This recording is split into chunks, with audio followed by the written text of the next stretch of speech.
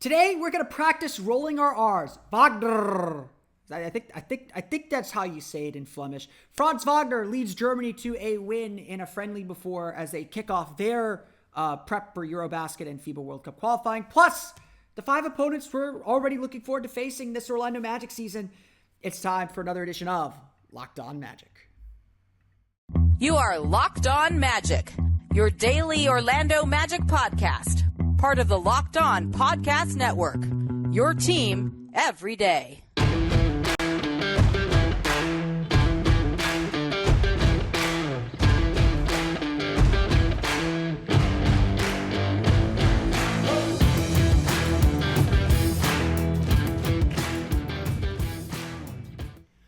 And you are indeed Locked On Magic. Today is August 10th or August 11th. I'm recording this on August 10th. You'll probably be listening to this on August 11th, 2022. My name is Philip Rossman-Reich. I'm the expert and site editor over at OrlandoMagicDaily.com. You can follow me on Twitter at PhilipRR_OMD. On today's episode of Locked On Magic, Franz Wagner makes his debut for the German national team. Has a really good performance. Does exactly like what we always expect him to do. And played really, really well, and kind of quietly, and made us all want him to do more. We'll talk about that game, what to expect from Franz as Germany picks up its play. We'll also briefly touch on Mo Wagner. And then kind of building off what we kind of learned and saw over the weekend, we will talk about the 5 opponents that we're excited to see the Orlando Magic play this coming season, because eventually we will get a schedule. Before we do any of that, though, we want to thank you again for making Locked On Magic part of your day every day. No matter when you listen to us, whether it's first thing in the morning, whether it's right when we upload, we truly appreciate you making Locked On Magic part of your day every day. Remember, there's a great Locked On podcast covering every single team in the NBA. Just search for Locked On and the team you're looking for. The Locked On Podcast Network, it's your team every day. Today's podcast is also brought to you by BetOnline. BetOnline has you covered this season with more props, odds, and lines than ever before. BetOnline, where the game starts. So, obviously, we're sort of in the basketball desert right now. I love these pro-ams. They're fantastic. They're a lot of fun. It's kind of kick back, lay back, no defense, all good. It gives us something to talk about, but we've got a full month and a half before training camp begins. Training camp is set to start for the Orlando Magic on September 27th. August, all the free agents are signed. There is nothing going on. We're going to talk Magic history on our next episode, on tomorrow's episode of Locked On Magic. So we do have plans here on the show to kind of fill the time and something to get us through it. But this is the dead part of the season. Unless you're a big fan of international basketball like I am. This is a good year because we do get Eurobasket. Eurobasket is the continental championship for all the teams in Europe. One of the most fun basketball tournaments. If you've never watched a Eurobasket tournament, this is the year to do so because it's going to be a lot of fun. Giannis is playing for Greece. Luka's playing for Slovenia. Spain's always very good. Rudy Gobert is playing for France. I believe Evan Fournier is also playing for France. And for the Orlando Magic, Franz Wagner is playing for Germany, making his debut for the German national team. He actually doesn't even have a huge history on the youth teams for Germany either. So this is a real big step for him. It's just proof positive of the steps that he's taken as a player and how much he's improved, that his national team sees him as such a critical player and someone that they're going to insert immediately into their starting lineup. That was certainly the case in Wednesday's game with Belgium, the first big warm-up for Germany. And, if you were able to catch the live stream, it was streamed on a Belgian sports website, sporza.be. If you're able to watch it, you saw a game that was frankly very, very rough. It did indeed look like a first preseason game. And Germany, I think, is still kind of figuring out their roles and what they're going to do. And I think it's going to be really, really important to note as we evaluate Franz Wagner that he's playing a role on a team. You may look at that roster and say, Franz Wagner is the best player. They should use him this way. That's not the reality of how things work on these international teams, especially with young players. They have to earn their way in. The good news is Franz Wagner is very good at fitting in. Franz Wagner is a player that makes everyone better and just leaves you wanting more at every single turn. I would say this, just looking at Germany's roster, they have Dennis Schroeder, and this is Dennis Schroeder's team. Say what you want about that. They've got Daniel Theis. They've got some veteran players from the German Bundesliga. who will be very key players for this team and are going to get the ball in their hands a lot. Franz Wagner is there to do what he did with the Orlando Magic last year. He is there to find gaps, to get it, to spread the floor as a shooter, to play great defense, and to make plays when the ball comes to him. Perhaps Germany is holding some things back. They tend to do, international teams tend to do that in these exhibition games and these friendlies. But to me, what I want to see Franz Wagner do is that he is just supercharging the role that he had last year. Whatever his role is, I just want him to succeed in that role. And if Wednesday's game, an 84-80 victory over Belgium, is any indication, Franz Wagner is going to do exactly that. Wagner led Germany in scoring with 23 points, shot 7 for 13 from the floor, added 5 rebounds for good measure. And just played exactly how he plays in Orlando for the Orlando Magic. Exactly how he played last year, except better, except a little bit more decisive, a little bit more aggressive at times. His defense was just on point. He was just solid in every aspect of the game. And like every game that we saw from the Orlando Magic this season, we left the game saying, why didn't Franz touch the ball a whole lot more? Why isn't Franz more involved in the offense? Why isn't Franz getting some pick and roll possessions? Why isn't he doing more? These are just the big things that we want to see from the Magic. We want to see him take that next step. Now, that next step may not necessarily be becoming the first star. He's got a, Paolo, we all know how good Paolo is going to be, but we know that he can play this role. And the way that he played it for Germany on Wednesday, it showed the growth that we want to see. Again, just super smart and aggressive, picking his spots, just finding his gaps and finding his points. It doesn't matter what his usage rate is.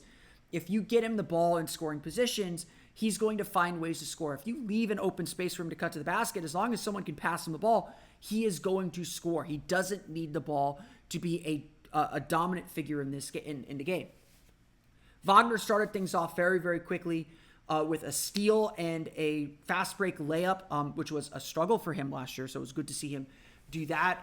He opened the second half with an and one finish, just kind of coming around a curl screen on a handoff, getting it, going straight to the basket, and finishing at the rim. And again, finishing at the rim is still a big area of concern for him. He had a couple rough finishes against Belgium's size in this game as well. And then the big thing, Dennis Schroeder got in the lane. Germany was up 81-80. Schroeder kicked it out to Wagner finally for an open three. He drained the shot. He's just good. He's just really, really good. And again, Germany had a lot of Franz standing in the corner, which is frustrating to watch as Magic fans because we know how good he can be. But Germany was better when Franz was on the floor. He kept the defense's attention. He attacked when he got the ball. He did everything you could ask for. Now, yes, there were a few turnovers. There were certainly some shots that he missed that he needs to make. But overall, for a first game, for a preseason game, for a friendly game, there's still a lot of work that Germany needs to do to accomplish the goals that they want to accomplish at Eurobasket. Germany is hosting Eurobasket this year. They are expected to get out of their group play. Their group includes France as well as Lithuania, who's a traditional power. Top 4 teams get out of the group. They should finish third or fourth in their group. I feel pretty comfortable about that. But this is a team that wants to get deep into the knockout rounds. They haven't been to the quarterfinals of Eurobasket in quite some time. They are a solid basketball program, but they are not a winning basketball program. Dennis Schroeder joining the team has done a good job boosting them a little bit, giving them a more dominant a more dominant ball handler. But he tends to take over games, and that was kind of what happened in this game. He shot a lot of free throws. There's a lot of fouling, a lot of turnovers, just a very, very sloppy game, which you would expect for a first friendly as a team starting to come together. But this is Schroeder's team. So as you're watching Germany play in Eurobasket and play in these games, do expect this to be the way it is. Do expect that Schroeder's going to get the majority of shots. He's going to over-dribble the ball.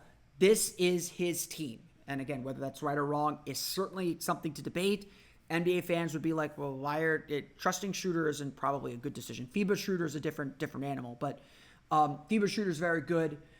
They're not going to give Franz the ball and have him attack. And frankly, that's not Franz's game. So Germany's got to do what's best for their team to try and win these games. They do need a creator. I would say looking at this game, Germany should have won this game pretty easily. They were up 15 early on. They got sloppy with turnovers. They got sloppy with fouls. Belgium got hot from three.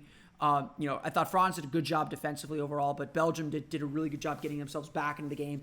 Germany had to rally to get the win. Germany has some rough edges to clean out. They're going to play the Netherlands on Friday in their next friendly. They do have a couple games coming up against Sweden and Lithuania in a couple weeks for FIBA World Cup qualifying, and then that will bleed right into Eurobasket, played at Germany, at home for Germany. So a very big event for Germany. We're going to cover it completely. This is a big deal that Franz Wagner's playing in this, so we will talk plenty more about it. But overall, first impressions of Franz Wagner, he looks a lot bigger. He looks like he's gained some muscle and really taking care of his body well. And B, we saw him do everything that he did well in Orlando and did it, frankly, better in that setting. And I think that's really, really impressive and a really good sign. And obviously, we'll see how he develops and grows the rest of the summer. Again, he was not super involved in the offense. He still led the team in scoring in the end, made big plays for them in the fourth quarter, especially in the fourth quarter. He had, I think, 7 points in the first quarter. He had at least another 5, 6, maybe 7 points, maybe even more than that in the fourth quarter. Big reason why Germany was able, honestly might be the reason why Germany was eventually able to win this game. We're going to turn our attention back to the Orlando Magic, though. We saw something that's intriguing happen over the weekend. So now we're just going to talk a little bit about the teams that we're excited to face here in the coming season. We'll get to that coming up here in just a moment.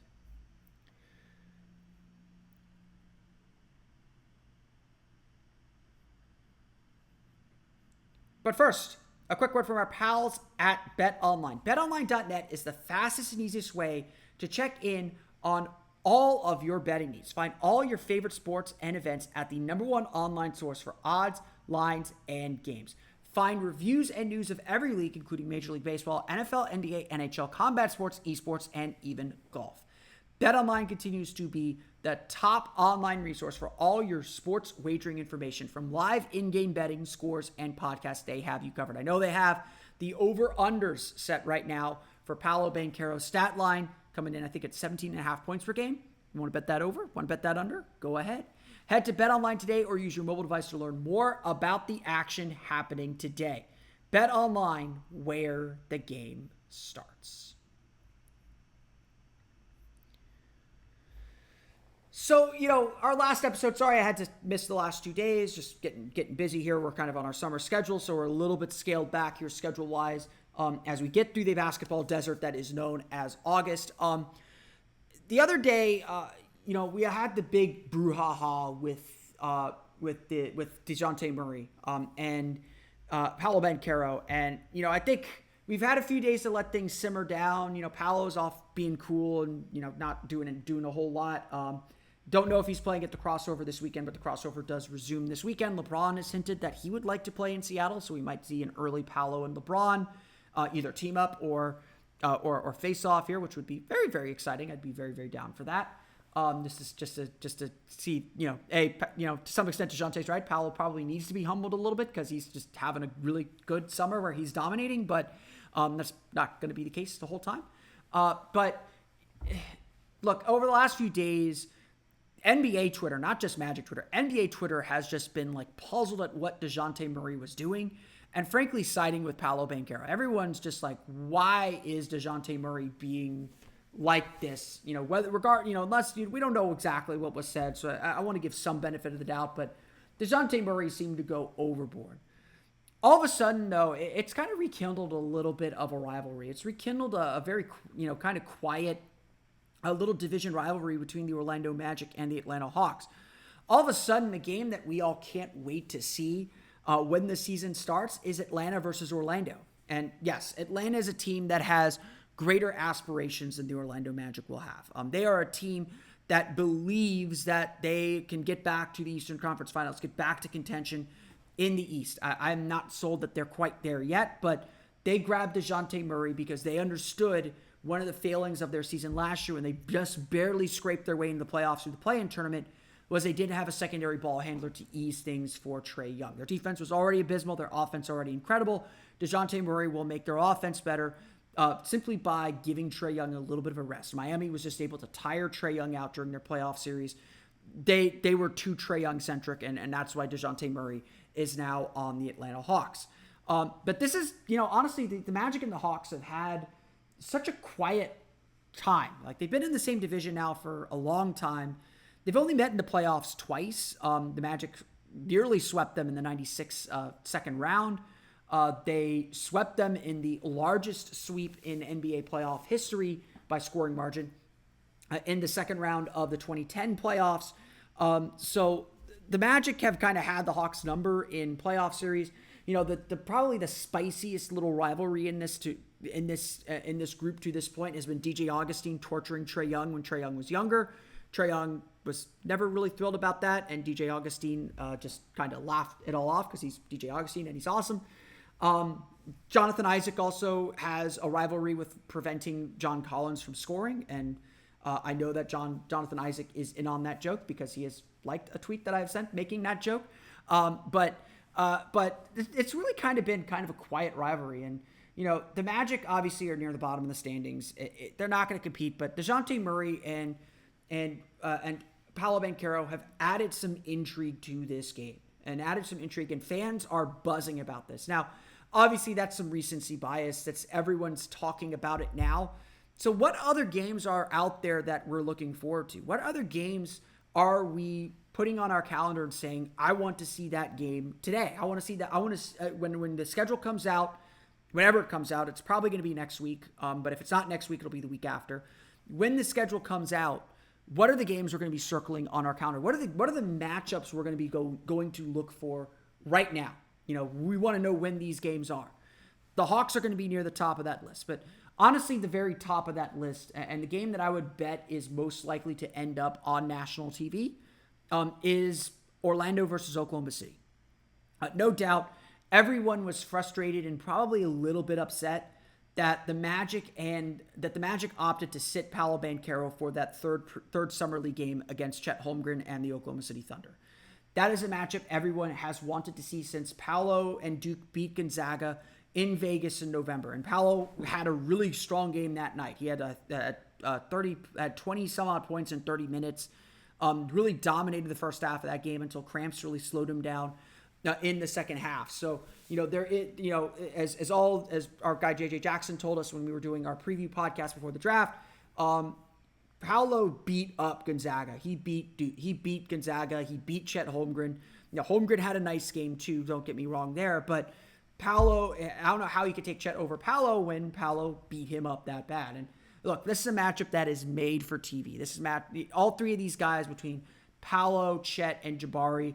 They're going to be compared together for at least the next 5 years. And as we evaluate this draft and look back at this draft, the team that's going to win the draft is going to be the guy that has the best player. And if Paolo's not the best player, it's going to be the Magic should have drafted Chet. The Magic should have drafted Jabari. How different would things be if they did that? Magic fans, as neurotic as we are, already were saying that stuff early on in Summer League when Chet was playing really well until we saw Paolo finally hit the floor. And we're like, oh, okay, we get it now. Paolo's pretty good. But these three guys are going to be tied together forever. And that Orlando-Oklahoma City matchup, I've actually joked with all my Thunder people that we'll see them in the finals one day. These are two of the more exciting, young, interesting teams that have these sort of limitless futures. You look at Oklahoma City's roster, they got Shai Gilgeous-Alexander. That's going to put them ahead of Orlando, at least on paper today, because they have that kind of established star potential player. But they've got a lot, like Orlando, they got a lot of interesting young guys, whether it's Trey Mann, whether it's Luguentz Dort, whether it's Alexei Pokusevski. They've got players who are intriguing and Josh Giddey. I should definitely mention Josh Giddey in there. They've got players who are interesting and everyone wants to see how they come together and see how Chet fits into that group. The Magic are the same way. They don't have, kind of the advanced player that Shai is, and so Oklahoma City might be ready to turn a corner before Orlando is, but we all have big expectations for Paolo. We love Franz. We love Jalen. We want to see Jalen continue to get better. We love what we're seeing from our young guys. This is a really interesting matchup. And again, this is a matchup that I think is very, very likely to be on national TV, whether it's a ESPN game, whether it's certainly an NBA TV game, it'll be on national TV. But this is a game that I think will carry some national interest. And a game that, yes, I am looking forward to too. We all want to see that matchup between Paolo and Chet. It is a fun little matchup, and so we'll get to see it eventually. We'll get to see it twice, and it's definitely a game I'm looking forward to. We'll talk about some rivalry games and some measuring stick games that I'm also keeping an eye on here coming up in just a moment. When you think of Magic rivalries, obviously you think of the Miami Heat first. And so I want to say that, obviously we mark down when the Heat are coming to town. We always mark that down. It's usually the first game. It's usually the last game because the schedule is weird like that. But there's obviously another rivalry that I think has been brewing under the surface. Magic fans have certainly felt it. I think smart Raptors fans don't consider it a rivalry because they're smart. Raptors Twitter does. I'm still a bit confused by it. But for most of last season, anytime Magic fans had a conversation, especially about their rookies, a Raptors fan might slide into those DMs and slide into that conversation and say, we got Scotty. Scotty's better. And like, I think a lot, I don't know why. Scotty Barnes won Rookie of the Year. He deserved Rookie of the Year. He was a great pick. But it felt like for a lot of the season, Raptors fans lorded Scotty Barnes over specifically the Magic for some reason. And yes, some of it is the Magic celebrated when the Raptors got Scotty Barnes and celebrated drafting Jalen Suggs like he was a huge pick. And honestly, all the draft conversation at the time was that Jalen Suggs would go in the top 4, that this was a 4-player draft. Scotty was a good player, but not a great player. And so Magic fans really felt like they were gifted something. And again, I'm not ready to give up on Jalen Suggs. We've talked about him recently, some of his struggles and some of the areas where he's pretty strong. We'll see what he looks like when he gets back to camp. It's a long, long career. It's not enough to give up on anybody quite yet. But Raptors fans, in an early season game, chanted Scotty's better at Jalen Suggs. We got a lot of that going on. And again, Scotty Barnes was a perfect fit for Toronto, deserved Rookie of the Year. No one's lording that. No one's saying, no one in Orlando is complaining about the pick or complaining about anything. If Scotty were there again, maybe they would take him. But at the end of the day, Toronto had the pick. Orlando didn't. Toronto made their pick, and everything worked out for everybody. Yet this is still somehow a rivalry. And I think there is always going to be a little bit of that comparison as draft picks between these two players and these two teams. And certainly going down later and drafting a guy like Franz Wagner, who had just as good of a season as Scotty Barnes, had a very good season. Scotty was doing it on a playoff team. His role was different. The attention that he was getting was different. Again, Scotty Barnes deserved Rookie of the Year. Franz Wagner deserved to be in the conversation as well. He's one of the three or four best rookies in this draft class, and that's really saying something because it was an impressive draft class between Cade, between Jalen Green, between Scotty, between Franz. It was a really, really, really impressive draft class. Between Evan Mobley, sorry, that's 5 guys now. Between Giddey, who was also really good. So really good draft class, guys. It's strange. And Orlando's history with Toronto goes back to, obviously there was the playoff series in 2019. Again, I think Orlando had a really good series, and Toronto was just a class better than them. Obviously, they won the championship that year. There was Kyle Lowry injuring Aaron Gordon in the bubble and probably costing the Magic an outside chance at beating the Milwaukee Bucks because that Bucks team wasn't right in the bubble. And I think Orlando had a really good game plan for the Bucks in the playoffs and just did not have the personnel to execute it anywhere near the level that they needed to because, again, they needed Aaron Gordon to at least be a hindrance to Giannis. There is a little bit of friction between Magic fans and Raptors fans. There's no doubt about that. But the reason why I like pointing out the Raptors and why I'm going to point out the other game that I'm looking forward to is the Raptors are very much a measuring stick for the team. Jeff Weltman obviously came from Toronto. So he and Masai Ujiri share pieces of their vision. They share pieces of what they believe is important for a team and in building a team and in building a championship team and a championship culture.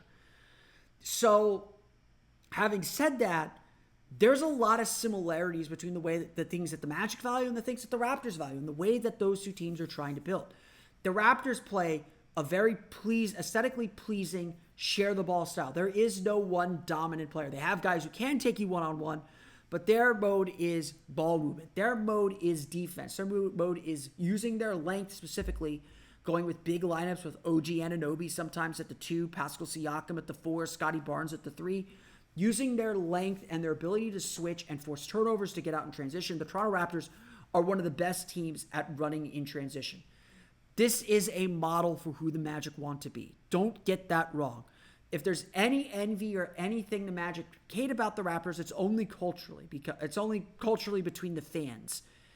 This is a team the Magic should admire and aspire to be in a lot of ways, because essentially Weltman is copying a lot of the blueprint that he built in Toronto. Now, obviously, personnel is different, who you get, and you can't ever copy a style completely.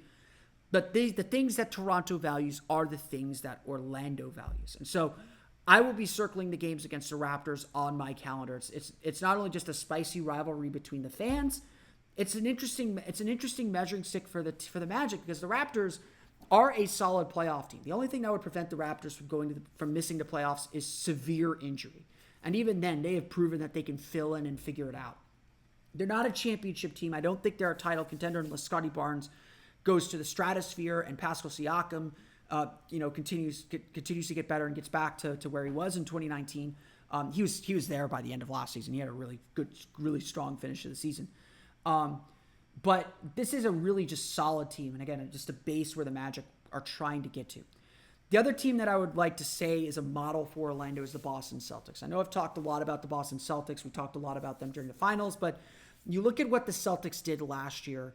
Obviously their personnel is different than Orlando. Jason Tatum is a really special player. There's certainly some comparison to make between Paolo and Jason Tatum. But what set Boston apart was how tied together they were defensively, their strong communication, and their ability to switch, which is the vogue defense in the NBA right now. The Celtics and the Heat led the league in switching defenses last year. They switched more than any other teams in the league last year. It's an interesting defensive style with all the versatility in the league and all the three-point shooting. Being able to switch just seamlessly allows you to defend the three-point line, allows you to stop those three-pointers, allows you to force teams to go one-on-one to try and hunt for mismatches. And that's what Golden State did, and that's what Golden State did really, really well. So you got to be able to throw a change-up and throw teams off a little bit and have a strong defense without switching. But switching is the vogue. Having players who can guard 1 through 5 and just switching 1 through 5, that's how teams are eliminating the space that is going on around the league. And no one, frankly, did it better than Boston. You look at the games that the Magic played against the Celtics. The early season game, it was a 92-79 game. Orlando could not figure out how to break through defensively. Cole Anthony was on a roll. They just switched him, and he couldn't break down Jaylen Brown or break down Al Horford or break down Robert Williams off the dribble. He was unable to get in the paint, and that's the lifeblood, is dribble penetration. In the NBA right now, your ability to drive into the paint, to collapse the defense and kick out to three-point line, that is essentially every offense is just trying to figure out how to do that and how to create inventive ways to confuse defenses enough to find those cracks and get into the heart of the paint more often. No one did that better than Boston. They did it against Orlando. Again, Orlando struggled with that in the first game, got blown out in the second game. Every switching defense, Boston, Miami especially, Orlando's offense just went into the toilet. And you look at Summer League, you look at the things the Magic emphasized in Summer League. Again, they didn't have the personnel really to run the switching defense, but they ran a switching defense. They switched 1 through 5 almost the entire way through. They really focused on their backline rotations if they do get beaten pick and rolls when they're switching, but they were trying to switch and they were really testing that out and learning its limits. And I think Orlando, with the personnel that they have, with Paolo, with Franz, with J.I., with Wendell Carter, with Markelle Fultz, with Jalen Suggs, those guys, with Chuma Okeke, those guys are with Mo Bamba even, those guys are very capable of guarding any position on the floor. They're going to switch a lot this season. And so they're going to, again, looking for a measuring stick game. The Boston Celtics are the best team in the Eastern Conference. They won. They went to the finals. I don't think they're quite the best team in the Eastern Conference, but they went to the finals last year. They are the class of the league. You want to measure yourself, you measure yourself against the best and see where you're at. And I hope that the Magic are able to execute and play a lot better against Boston this year. That would be a huge step forward.